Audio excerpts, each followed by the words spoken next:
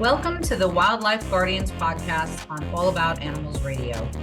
We are a show dedicated to the advocacy of wildlife everywhere, with a focus on lesser-known endangered species. Hi, I'm Erica Salvemini, and Jeff Harrison and I are honored to be your hosts representing All About Animals Radio, a platform dedicated to animals and all those who act to protect and advocate for them. We hope you enjoy this episode and share our podcast with all of your animal-loving friends. And now, on to the show. Hello, and a warm welcome to another inspiring episode of the Wildlife Guardians podcast. Today, we are thrilled to have Kenda Francis with us. Kenda, a native of San Diego, has cultivated a lifelong passion for animals, art, and photography. With a bachelor's degree in painting, printmaking, and photography from San Diego State University, a master's degree in painting from California State University, and an associate's degree in zoology, her dedication to animals and the arts is evident. Kenda's work goes beyond aesthetics, though.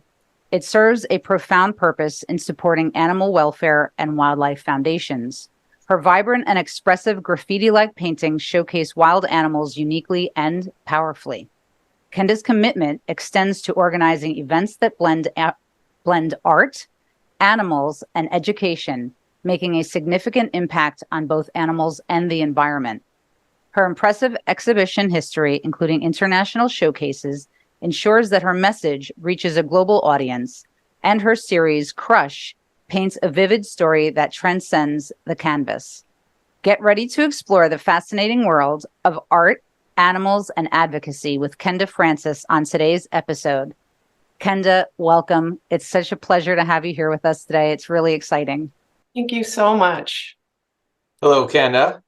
Hello. Great to see you. So Kenda and I have worked together for 5 or 6 years, we met through social media, and kind of as we got to know each other online, I was really drawn to your drive to make a difference. And then I got to tell you, I'm a little bit jealous and envious of your artwork because I like to dabble. But also, I should mention that I was lucky enough to meet Kenda in person last April for an event that we had here in Arizona. And everything about her is just, it's really evident that she really has a compassion and a love for nature and for animals. Kenda, can you tell us a little bit more, like how you got into it, how you got started, and was there any particular thing that kind of sparked it for you as a kid? Well, thank you. Well, first, I'm just really grateful that I did meet you, Jeff.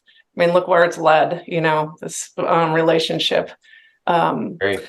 Well, of course, I grew up in East County of San Diego, and I was fortunate to have animals when I was little. My parents encouraged that, and I actually had lambs and horses and a rabbit and bird, and there were troubles with that, of course, because you lose animals. And I just the relationship, though, was so important, and I know that it formed me who I am now. I had all stuffed animals. I didn't have dolls. It was all posters on my walls, and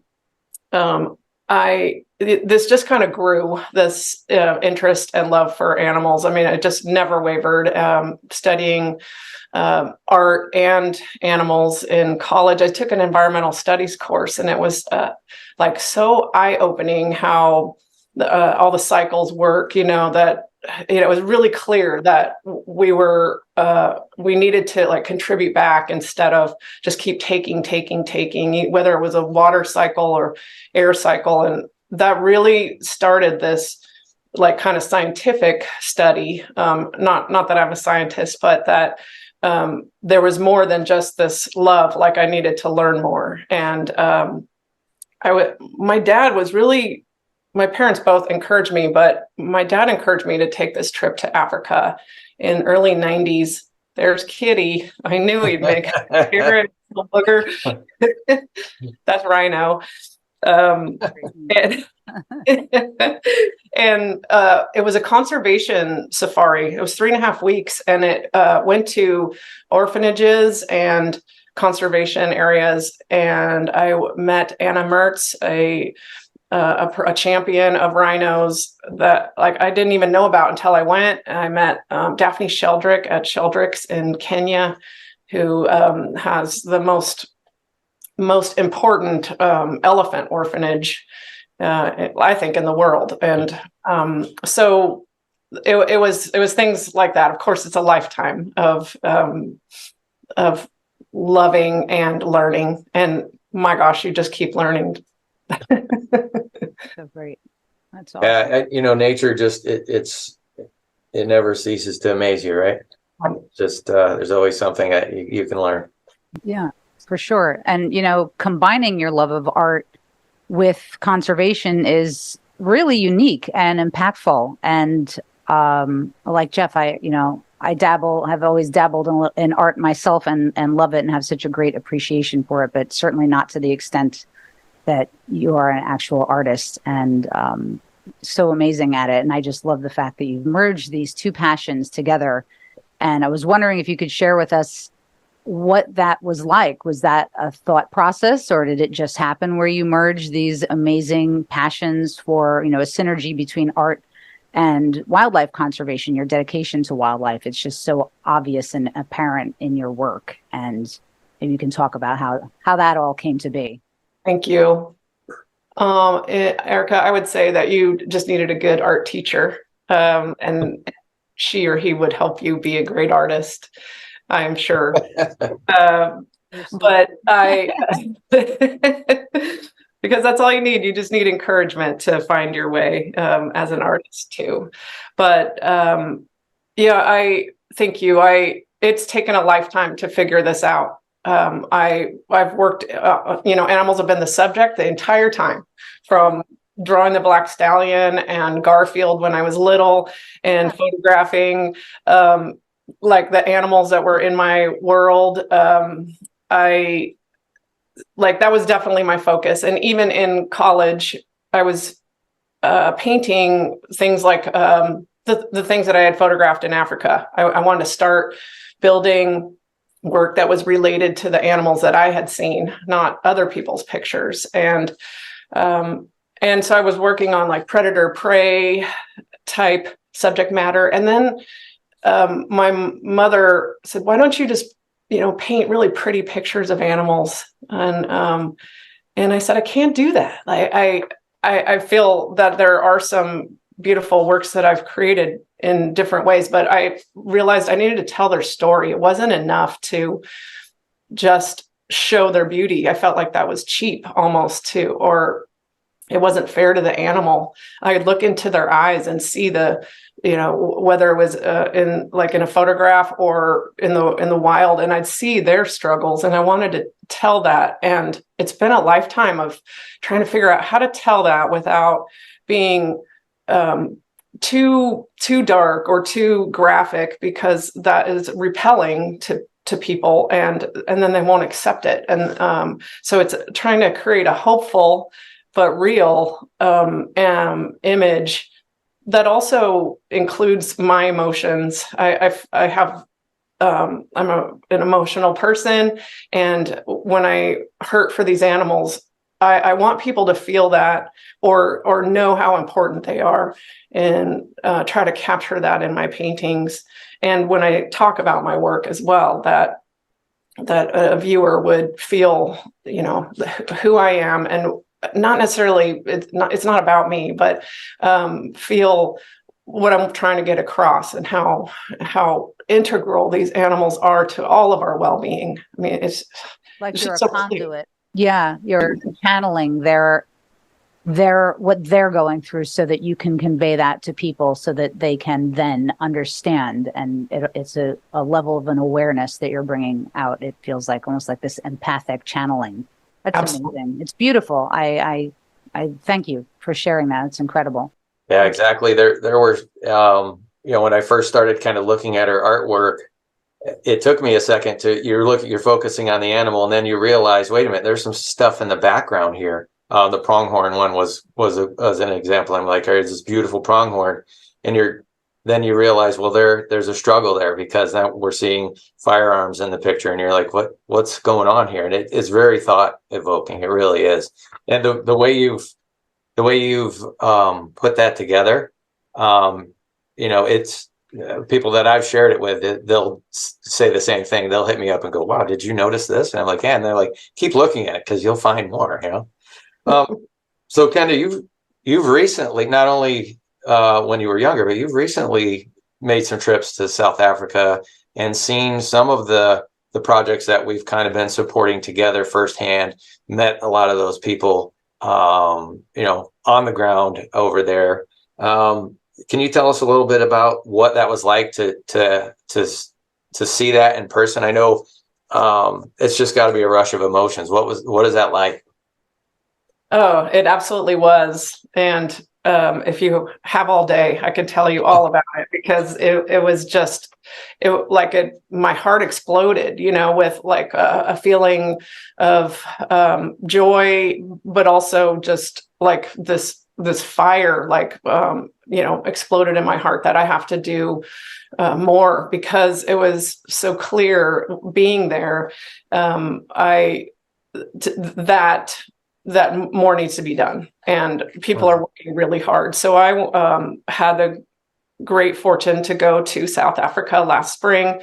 I bought through Helping Rhinos, an auction item to go to Kariha, which is it already like sounded familiar when I purchased the trip, and it was because not only is Tandy there, but Global Conservation Force is working there to help protect her.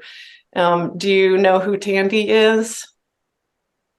I do, but why don't you tell us a little more about who Tandy is? Yeah, Tandy is a beacon of hope. She was a rhino that was poached with her family, and she survived.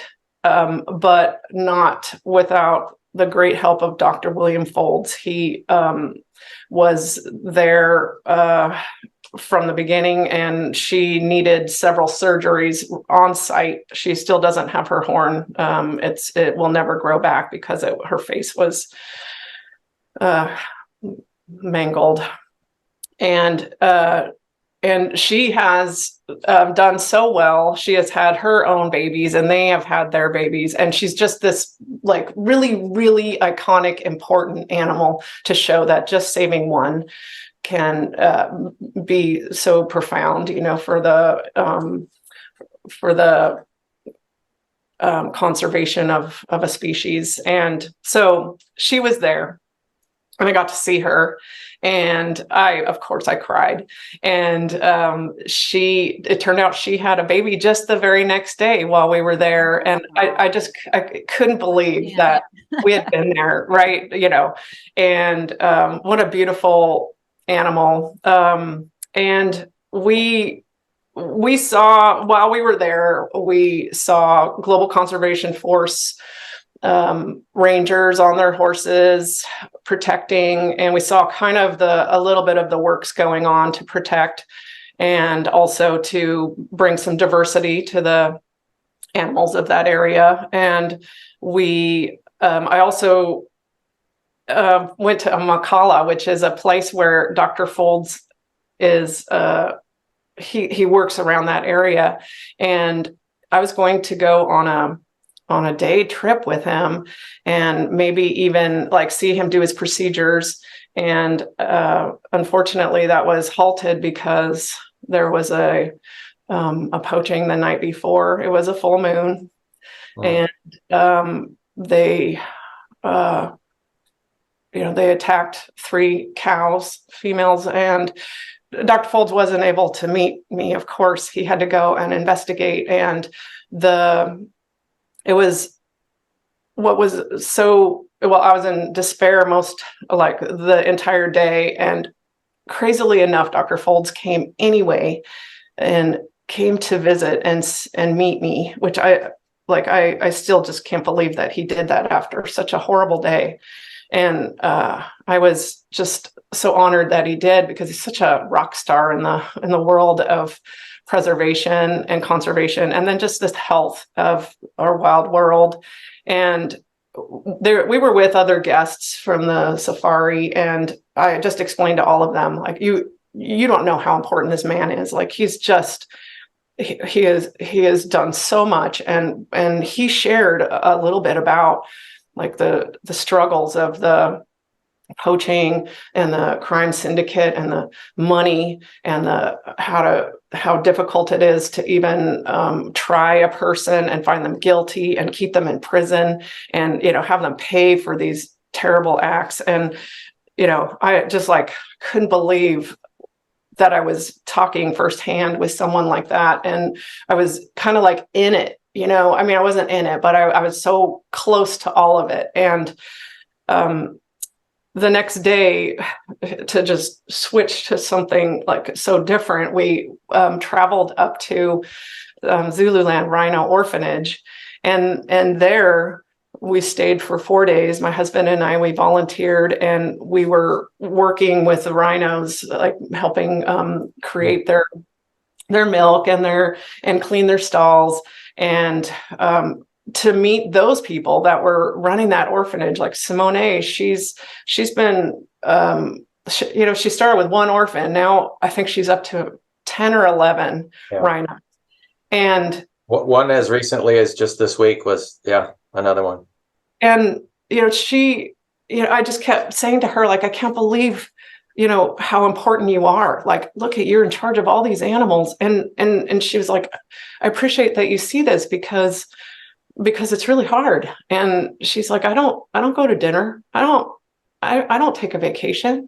I get up every day and I do this. And, she wasn't feeling sorry for herself, or she's not like that at all. I mean, but I was just so moved. And so to like see Tandy, I'm going to cry here, see Tandy, to like see these people working so hard and doing terrible things as far as like Dr. Folds, and then to meet Simone, who is like giving her like, her life. youth, her life to these rhinos, and they depend on her. I mean, if something happened to her, like, I just, if she doesn't feel good one day, I don't know what she does. I don't know how they are fed, and it's not like she could say next week things are going to be easier, because they aren't. And because she's got more coming in, just like you said. And so I was just raw from all of that. And so I'm sorry. Now I went on. It was such an impactful trip. And I know it was a vacation for me, right? But I still came back like with just like this resolve that I have to do as much as I can, and like more than I was doing, which was, I felt was a lot, but it's not. There's so much more after seeing this sacrifice that others are making. Well, and those projects are so massive. Like when you really talk to Dr. Folds and you realize like the areas that we're trying to reopen the historic migration routes, and we're taking down these fences from failed farms from when all the colonists came down to South Africa and divided everything up. I mean, we're talking about areas of land the size, half the size of Arizona, or to put it in kind of context. But the reality of it is, we're throwing technology at it, we're throwing people at it, and the behind the scenes, the crime syndicates are doing the same thing. They've got the strength to squash what we've done. So you can't let off the gas ever. Never. Yeah. And to your point, you start to see the really dark side of humanity, but then you see and meet just amazing people, and you go, that's what we need. We need more of that. And who better to start those thoughts than a teacher? And that's you. Yeah, definitely. You get to take that experience back and teach it to your children and these young adults who are getting ready to go out in the world and find their passion and bring that forward, and whatever that may be. Like you said before, maybe I just needed a great art teacher. Well, that's what you are for so many, which is, I think, just amazing and beautiful. And you mentioned Simone and her sacrifice, but you too, and you you say that's a vacation, and others are, some people might listen to that and be like, that's not a vacation, that's crazy talk. But for you, it is, because that's where your passion is. And it's probably not a sacrifice to a degree for Simone. Otherwise, she wouldn't be doing it either. I guess when there's conviction in what you're doing, it makes it feel not like a sacrifice, but just what you have to do. And is like a driving force inside your heart that carries you effortlessly to what it is that you are destined for. I think. I mean, that's just how it feels in my heart as well. As you're telling these stories, I'm like getting chills through me, because it feels just it's right and good and noble. And I'm honored to be in your presence, Jeff. All the people that I talk to for these episodes. It's why it's so important to bring awareness. And thank you for sharing all this. I was going to ask the next question was going to be like, what was, what experience in South Africa? There were so many, and you talked about many of them. So probably, maybe you already spoke about it, but, like what maybe an experience that resonated so deeply with you that connected you more to the cause. Would you say it was seeing the babies, the orphans at Zululand, or maybe there's another story that, you want to share? Well, all of those for sure, added together. But when we arrived at the orphanage, there was a brand new little guy named Lula, and he was only 2 weeks old when we arrived, and he needed special care and was kept, separate. And oh my gosh, just fell for that little guy, like so quickly. Anytime they needed to do something else, they're like, "Can you watch Lula?" Yes, I'll be, I'll play with him. I'll scrub him with mud. I'll, I'll lay down with him and cuddle with him and make him run around the boma. Like anything I could do to be with that little guy. And I just seeing, I knew how cute little baby rhinos are. I knew it, but oh my gosh, to be able to like touch his little bump on his nose, or his little flickety stiff but furry ears, and his skin, and oh my gosh, and hear his little, like, rhinos make the cutest noise. Oh yeah. and I don't think a lot of people know that. And even the adults, they make this little squealy sound that is just so adorable. And this so loving him. And honestly, if my husband wasn't with me, I wouldn't have left. And I knew I had to come back to work, and I knew I had a life here. And yet I was just so in love with this little rhino that I kind of lost my sense of reality. Is he the one that was kind of the star of your art, the shirt that you made, the Stand for Rhino shirt, or was that one of the other babies? That was Lako. And Lako was definitely a sassy little guy, but by the time we were there, he was having his second birthday. Oh. So we have a picture of all of us wearing the shirts that I had made, and a little birthday cake made out of pellets for Lako. But I must say, Lako at 2 years old was a giant rhino, and I had been with the little baby, and I had been with the bigger rhinos, but with some other people while we were cleaning and stuff. And all of a sudden to have these big rhinos around, like even a 2-year-old, was like, I've been around horses and stuff. I was definitely nervous because their heads are like this long, and they said, stand in this tire. Well, if I stand in the tire, I mean, this guy's head could just knock me over anyway. I mean, just being playful, Yeah. So, but yes, so I was happy to meet Lako, the little star, on my t-shirt. That's awesome.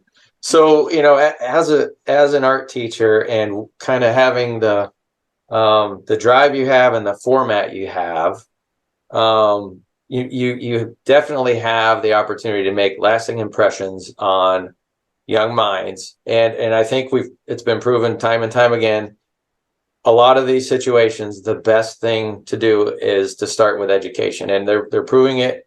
In South Africa, from not to get off track a little bit, but like with the black mambas, when they're not working and out there finding snares and holes in the fences and doing that, they go into town and they're teaching. And it's not just kids, but they're teaching the importance of these animals, why they're more important alive than dead, what their numbers look like, because to the locals there that have just seen these animals their whole life, they may not know the peril that they're in. And some do and some don't. But, if you can teach one, say, teenage or young man over there, don't fall for the trap of the money, from these crime syndicates to go get a horn. Being over here in the States, my whole thing when I started my project was I wanted to show that somebody with a regular day job on the other side of the planet could make a difference. I've not been to Africa yet. I will. I have to. But you've got more tools there because you've seen it firsthand.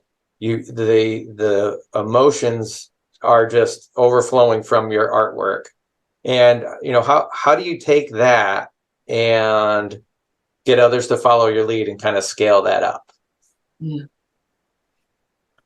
Right. It's kind of a big question, but yeah, it is a big question. I feel like almost living by example is one thing, but it is apparent, Jeff, like being around people like you and Erica, like you realize that you've spent a lifetime studying these issues and looked into them because they are like important to you, but the average person, it seems like they're maybe don't know so much of what we've learned, and I forget how much. And I was even around some adults recently, and it's funny because if I show a rhino, like somebody might say, so it's for their ivory, right? Right. And I'm like, but that's an elephant. Right. Like, that,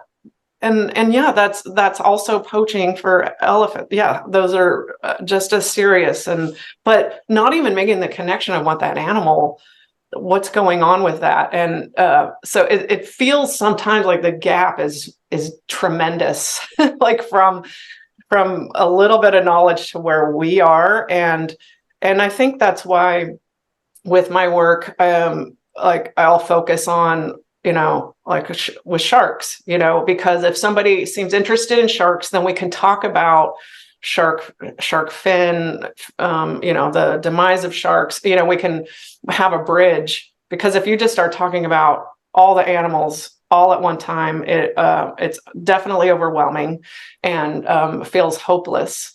And with my students, I kind of do the same thing.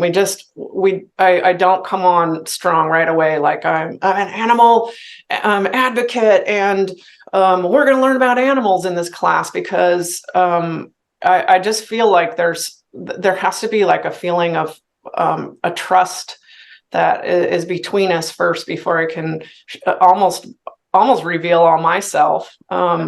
And my, like, then I start to talk about an animal, and then if I tear up, they see why, because they know me. And so obviously I do that a lot. But even when I came back from South Africa, they interviewed me at school. We have this great broadcast, and it was wonderful. They gave me a little spotlight for about 3 minutes. They interviewed me and showed some pictures of rhinos and rhino orphanage. So I was able to talk about it. And I had not only teachers, but students like come up to me and say how much that meant to them. And they didn't know these things. And so it's like, it's slow. I wish that it was a faster way, but I feel like in this world, people make decisions so quickly with media and things like that, they'll just shut you off or something. And I don't want that. And so with my students, I also just try to like we have lessons a lot about natural objects, and maybe even go outside and like look at these beautiful flowers, or oh, there's a bird, let's and then they recount their little experience, and I try to foster that, and then I get into what I'm doing, and like I'll be sharing this podcast with my students. Well, and I think I guess one of the things that helps us deliver the message is everybody, for the most part, everybody has an animal they like or they're attracted to. So starting the conversation with an animal is kind of an icebreaker, right? And then you get the people that'll go, well, what's going on with rhinos? Why did you select? Why are you so focused on rhinos or pangolin or whatever the animal is? And when Erica and I started talking about the podcast and what we wanted to do, we realized that there's the overlying problem that needs to be fixed pretty much everywhere. But I say this, I've said it on other podcasts, but throw a dart anywhere on the globe and you've got a list of animals that are in trouble there. The connection, the network that the three of us have made, I want to make kind of a push for what's going on in our own backyard. Now, for us, being in the Southwest, a very short drive from us south is, we got the vaquita going on. And you've got the peninsular pronghorn, and you've got the desert tortoise, and so on and so on. So I think, what you do and the way that you're with your art, you're bringing different species into it all the time. It's always, like I said, it's that icebreaker. Somebody will say, well, what's going on with the pronghorn, or what's going on with this? And then you go, oh, I'm glad you asked. And, and then you can, who wants to go down the rabbit hole and who doesn't. But there are definitely people out there that put the blinders on and they're like, it doesn't affect me.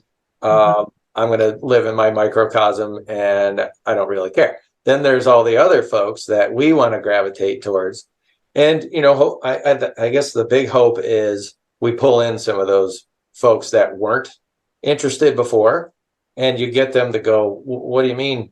What do you mean the river trout in my state are being wiped out? And then you go, well, here's what's going on.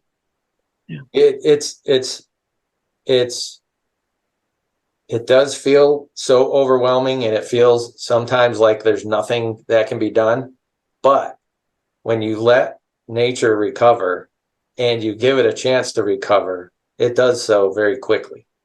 And, there's a lot of bad things that people do that they don't even realize they're part of the destruction of, habitat, or they don't realize how important every animal has a place. It's very, what is the word? I guess it's when humans have that thought that it's just a whatever bird, or it's just a mosquito, or, it's, I guess it's an ego thing that, a lot of people are like, we're top of the food chain and screw the rest. It's, when you look at it, humans are very strange, as far as how we fit in, that we're not like the other animals that can hit the ground after being born, spring up, kind of know what to do, follow their mom, and fit right into their piece of nature without having to be taught. And I guess full circle on that is, humans need that push. They need the triggers, and they need to be taught. And I think that's what's so wonderful about, you as an art teacher and you having this passion. It's, we need thousands, millions more of you. But that this is where it starts. It really is. And those are beautiful sentiments, Jeff, and I totally agree with all of it. And I also, art has such an incredible way of conveying emotions, obviously, and it's why it's so powerful, and messages. And with your art that you do, Kenda, for wildlife, I was just wondering, is there like a particular piece that resonates with you that you feel really powerful about? And obviously we don't have it here right now. I mean, unless you do, that you can point to it and but maybe you could tell us about it, and maybe we can send people to it on your site to look at it, and you can tell us why it's so meaningful for you. Yeah, thank you. Well, I don't have Juma here with me right now. That's one of my, it's actually a few years old at this point. But it's one of my favorites. It's of a jaguar, and this is how things start with a painting. It's a perfect example because I heard a story, and the story broke my heart, and I felt like I had to paint about it. And so it's similar with the pronghorn, like Jeff was talking about, and even local animals like the rattlesnakes behind me. So sometimes I dip into kind of animals that people don't love but are important, and some that are cherished by everyone. They see the beauty in it no matter what. And so the Juma is one of those. It's about a jaguar that was I've been to Brazil a couple of times. We have family friends that have been a relationship with my father, who went down to Brazil in '75 on a Rotary exchange, and so we've had this connection with Brazil, and so traveling there, like, I feel like it's another home, and the animals there are just, oh my gosh, like, some of the most fantastic in the world, right? And during the opening torch lighting ceremony of the Olympics in Brazil in 2016, they took a jaguar from the zoo and had her on chains, and took her out there to kind of symbolize like the savage beauty of Brazil.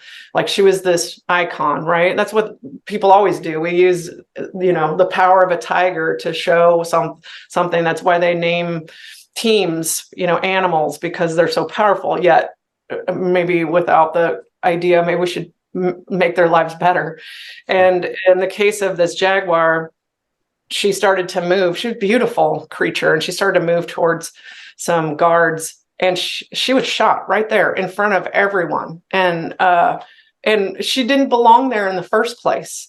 And it just like, like, here she was supposed to symbolize Brazil, and that happened. And so I just, like, I couldn't get it out of my mind. And so I painted her walking down a runway. It's a triptych with a bunch of guns, like, arrayed around her, in gold and silver. They're kind of subtle in a way. And she's proudly, like, walking through. She's walking down the center. She's the spotlight. She's more precious than any, anything a human can make. I mean, like, our wildlife is, like, we could try all our lives to make something amazing, and we wouldn't come close to what we have with these beautiful, this world around us. Like, just look, and so I feel like in that piece, I was able to, like, kind of give her dignity back that she deserved. And so it's one of my favorites. Thank you for sharing that. Wow. I mean, it is obvious that the feeling and emotion that goes into everything that you do. I mean, it's just, thank you for everything that you do. I hope that, and it's just, the piece is called Juma after her. Okay. Yes. Can we find that on your website, kendafrancis.com? Okay. Yes. I'm going to look that up, and yeah. I'm just very touched by everything that you shared with us today. And, someone who's living their passion, I'd like to say and think and feel that I am doing stuff like this, and so I can relate to how you are living yours, which I honor so much. I just think it's amazing. And I thought that as we come to a close in this podcast, maybe if you have any advice for others who, who want to live their passion, who want to, and especially if it relates to this with conservation for animals, for Mother Earth, for the environment, anything that's important. What would you say to them? Well, it's funny because I've actually sought out that that advice from others, and I've looked to Jane Goodall because she just keeps on going, Mm-hmm. and also hearing Dr. Folds speak and say things like, "I just want to know that I did everything I could," gives me hope, and that's seems like integral, because if I don't have that, I don't know where I would be. I am super grateful for I wouldn't have thought I would say this like 5 years ago, but for social media, because through Instagram, I met Jeff and helping rhinos, and and you, and this larger network of really like-minded people that I'd kind of been looking for, all my life. And I found, I have friends, of course, that we love animals together. I have a couple that are dear to me that just recently became vegetarian after watching, our life and my convictions. And but I also, I've tried to get involved with local and also international organizations, and sometimes it's not a good fit. And I had an organization that I reached out to locally, and I wanted to have a partnership with them, and it just didn't. It just didn't seem like we had the right connection. And so when I tried with to offer like my art advocacy for helping rhinos, I was like folded in immediately, and I felt like we, they knew me, I knew them. And so I would, it might take a little bit of trying to find where you belong, and it might be, but you have to get out there, I guess. And I really feel like there's a need for every type of skill set out there. I mean, and it could be working, at a cleaning a river, or it could be offering, if you're good at technology, which I'm not necessarily, maybe it's offering your services to an organization. And so, I mean, it could start small anywhere, and then see if it's the right puzzle piece for you, and then you can grow in that space and become more have more impact than, and maybe, I thought at some point of having my own nonprofit. And it's funny because there are so many out there that could really just use some help. There's really no need to think that big and start another avenue. Just give your heart and some time to. Well, I think you bring up a really good point right there. And that is, a lot of people they'll stumble onto these organizations and they think they're bigger than me. They're, they've got it all under control. But the reality is a lot there. And there are some that are just, they're a business, and they're kind of the ones I shy away from. Then there's the ones like who we've connected with that once you reach out to them, they're like, oh my God, yes, we need help with this. And can you help with that? And you realize that what they do, I mean, it's literally, they're like in Simone and her, it's her life, and she can use any kind of help you can give her. And a lot of these organizations are that same way. And when you look at, we're regular people trying to make a difference. You look at Dr. Folds, who, he's on this massive pedestal for me for all the things he has done. And when we sat down and had dinner with him, he's a regular guy. His wife, I mean, they're beautiful people. But we're, the old cliche, we all put our pants on the same way. and there's so many of those out there, to your point, that need the help, and it could be, I help this much, whatever it is, but it's making the right connection. But don't be afraid to reach out to somebody. That, I guess that's a message. Like when I first emailed Helping Rhinos and said, here's what I want to do, I'm sure they get a lot of people that say that, and then they never hear from them again. Like, okay, what do you want to do? And then that person's like, on to the next thing. But once you make that connection of, here's what this organization is doing, here's how I can help, it's like open arms, to your point. It really is. So, and there's a lot of them out there that need help. So yeah. Like you said, Kenda, you can people can just check their town website, their county website. I did that, and exactly what you said. I took my boys out and we went and cleaned up a river with like 10, 15, 20 other people who just kept coming in and out throughout the day, and they had tables set up offering us water, and we just went and filled up as many bags as we could. We filled up giant bags of trash and all sorts of weird screwed up stuff that was in the water, polluting it, rusting metals. And I wanted my kids to see this is the kind of stuff that we all need to be doing, and everybody can do it. So thank you for inspiring me, inspiring others every single day, doing it for the children that you teach, and through your beautiful, amazing art.